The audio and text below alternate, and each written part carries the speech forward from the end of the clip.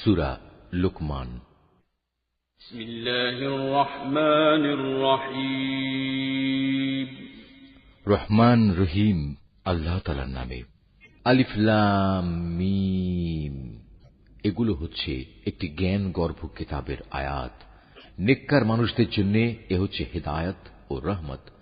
যারা নামাজ প্রতিষ্ঠা করে, যাকাত আদায় করে, সর্বোপরি যারা শেষ বিচার দিনের উপর নিশ্চিত বিশ্বাস রাখে, এই লোকগুলোই তাদের মালিকের পক্ষ থেকে যথার্থ হিদায়াতের উপর রয়েছে। মূলত এরাই হচ্ছে সফল কাম। মানুষদের মাঝে এমন ব্যক্তিও আছে যে অর্থহীন ও বেহুদা গল্প কাহিনী কেনে, যাতে করে মানুষদের নিতান্ত অজ্ঞতার ভিত্তিতে আল্লাহ তাআলার পথ থেকে দূরে সরিয়ে রাখতে পারে। সে এ নিয়ে হাসি বিদ্রুপ করে। তাদের জন্য অপমানকর শাস্তির ব্যবস্থা রয়েছে। যখন তার সামনে আমার আয়াতসমূহ তেলাওয়াত করা হয়, তখন সে দম্ভ ভরে মুখ ফিরিয়ে নেয়, যেন সে কখনো তা শুনতেই পায়নি, আর কান দুটি যেন বধির। তাকে তুমি কঠোর আযাবের সুসংবাদ দাও। নিঃসন্দেহে যারা আল্লাহ তাআলার উপর ঈমান এনেছে এবং নেক আমল করেছে, তাদের জন্য রয়েছে নিয়ামতের সমাহার, জান্নাতসমূহ। সেখানে তারা চিরকাল অবস্থান করবে। আল্লাহ তাআলার প্রতিশ্রুতি অতীব সত্য। তিনি মহাপরাক্রমশালী, প্রজ্ঞাময়। তোমরা দেখতে পাচ্ছ, তিনি আসমান সমূহকে কোন স্তম্ভ ছাড়াই পয়দা করেছেন। তিনি জমিনে পাহাড় সমূহ স্থাপন করে রেখেছেন, যাতে করে তা তোমাদের নিয়ে কখনো একদিকে ঢলে না পড়ে। আবার তাতে প্রত্যেক প্রকারের বিচরণশীল জন্তু তিনি ছড়িয়ে দিয়েছেন। হ্যাঁ, আমি আকাশ থেকে পানি বর্ষণ করেছি, অতঃপর সে পানি দিয়ে সেখানে আমি সুন্দর সুন্দর জিনিসপত্র উৎপাদন করিয়েছি। এ হচ্ছে আল্লাহ তাআলার সৃষ্টি। অতঃপর তোমরা আমাকে দেখাও তো, আল্লাহকে বাদ দিয়ে তারা তোমাদের উপাস্য দেবতারা কি সৃষ্টি করেছে। আসলেই জালেমরা সুস্পষ্ট গুমরাহিতে নিমজ্জিত রয়েছে। আমি লোকমানকে জ্ঞান দান করেছিলাম যে তুমি আল্লাহ তাআলার নিয়ামতের শুকর আদায় করো।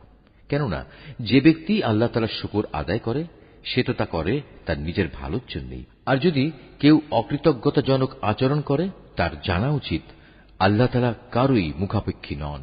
তিনি যাবতীয় প্রশংসার অধিকারী। হে নবী, স্মরণ করো যখন লোকমান তার ছেলেকে নসিহত করতে গিয়ে বলল, হে বৎস, আল্লাহ তাআলার সাথে শিরক করো না, কেননা শিরক হচ্ছে সবচাইতে বড় জুলুম। আমি মানুষকে তাদের পিতামাতার ব্যাপারে নির্দেশ দিয়েছি যেন তারা তাদের সাথে ভালো ব্যবহার করে, কেননা তার মা কষ্টের পর কষ্ট সহ্য করে তাকে গর্ভে ধারণ করেছে এবং 2 বছর পর সে বুকের দুধ খাওয়া ছেড়েছে।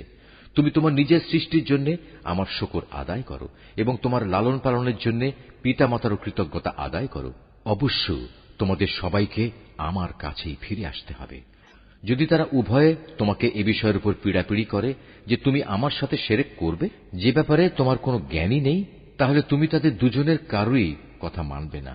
তবে দুনিয়ার জীবনে তুমি অবশ্যই তাদের সাথে ভালো ব্যবহার করবে। তুমি শুধু তার কথাই শুনবে যে ব্যক্তি আমার অভিমুখী হয়ে আছে। অতঃপর তোমাদের আমার দিকেই ফিরে আসতে হবে। তখন আমি তোমাদের বলে দেব তোমরা দুনিয়ার জীবনে কি কি কাজ করতে। লোকমান আরো বলল, হে বৎস, যদি তোমার কোনো আমল সরিষার দানা পরিমাণ ছোটও হয় এবং তা যদি কোনো শিলাখণ্ডের ভেতর কিংবা আসমান সমূহেও লুকিয়ে থাকে, অথবা যদি তা থাকে জমিনের ভিতরে, তাও আল্লাহ তাআলা সামনে এনে হাজির করবেন। আল্লাহ তাআলা অবশ্যই সূক্ষ্মদর্শী এবং সকল বিষয়ে সম্যক অবগত। লোকমান আরো বলল, হে বৎস, তুমি নামাজ প্রতিষ্ঠা করো, মানুষদের ভালো কাজের আদেশ দাও, মন্দ কাজ থেকে বিরত রাখো। তোমার উপর কোনো বিপদ মুসিবত এসে পড়লে তার উপর ধৈর্য ধারণ করো। বিপদে ধৈর্য ধারণ করার এই কাজ নিঃসন্দেহে একটি বড় সাহসিকতাপূর্ণ কাজ। হে বৎস, কখনো অহংকার বশে তুমি মানুষদের জন্য তোমার গাল ফুলিয়ে রেখে তাদের অবজ্ঞা করো না এবং আল্লাহর জমিনে কখনো ঔদ্ধত্যপূর্ণভাবে বিচরণ করো না, কেননা আল্লাহ তাআলা প্রত্যেক ঔদ্ধত অহংকারীকেই অপছন্দ করেন। হে বৎস, জমিনে চলার সময় তুমি মধ্যম পন্থা অবলম্বন করো। তোমার কণ্ঠস্বর নিচু করো, কেননা সব আওয়াজের মধ্যে সবচাইতে অপ্রীতিকর আওয়াজ হচ্ছে গাধার আওয়াজ। তোমরা কি একথা কখনো চিন্তা করে দেখোনি? যা কিছু আসমান সমূহে রয়েছে, যা কিছু রয়েছে জমিনের মধ্যে, আল্লাহ তাআলা তা তোমাদের অধীন করে রেখেছেন এবং তোমাদের উপর তিনি তার দেখা অদেখা যাবতীয় নিয়ামত পূর্ণ করে দিয়েছেন। কিন্তু এ সত্ত্বেও মানুষের মাঝে কিছু এমন আছে যারা আল্লাহ তাআলা সম্পর্কে অর্থহীন তর্ক করে। তাদের কাছে না আছে তর্ক করার মতো কোনো জ্ঞান, না আছে কোনো দীপ্তিমান গ্রন্থ।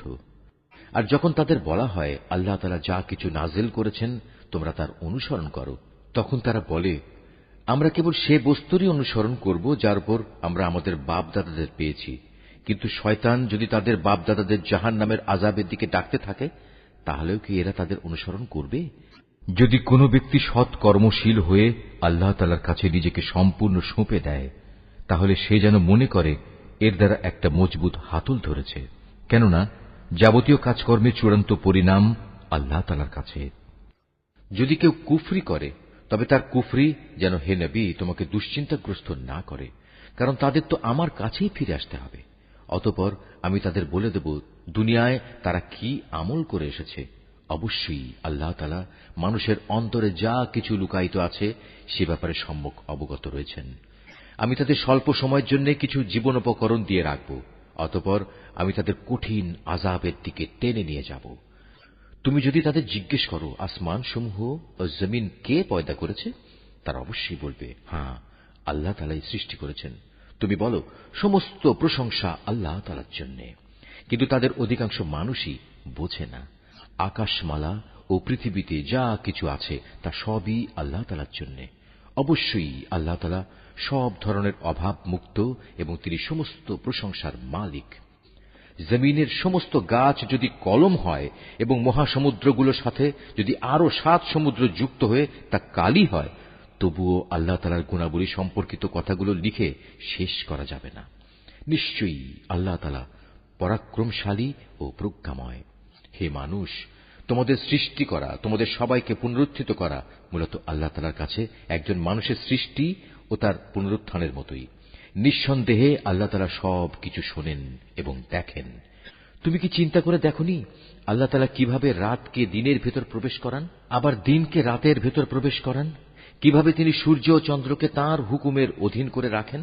প্রত্যেক গ্রহ উপগ্রহ আপন কক্ষপথে এক সুনির্দিষ্ট সময় পর্যন্ত আবর্তন করতে থাকবে।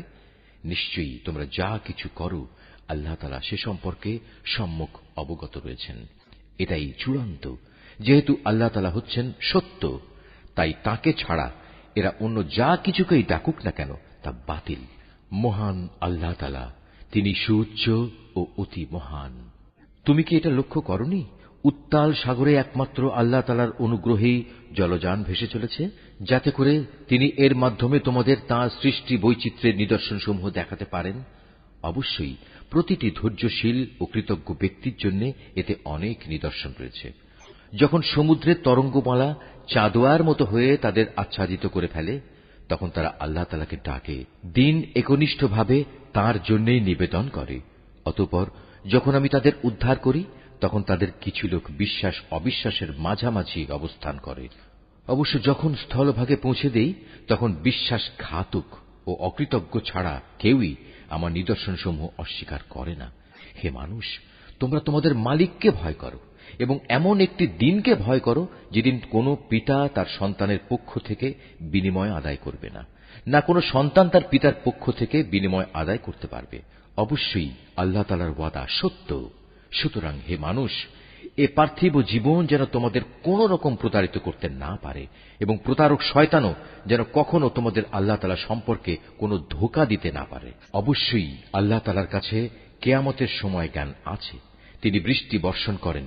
তিনিই জানেন যা মায়ের শুক্রকীটের মাঝে মজুদ রয়েছে। কোনো মানুষই বলতে পারে না আগামীকাল সে কি অর্জন করবে, না কেউ একথা বলতে পারে কোন জমিনে সে মৃত্যু বরণ করবে। নিঃসন্দেহে এ তথ্যগুলো একমাত্র আল্লাহ তাআলাই জানেন।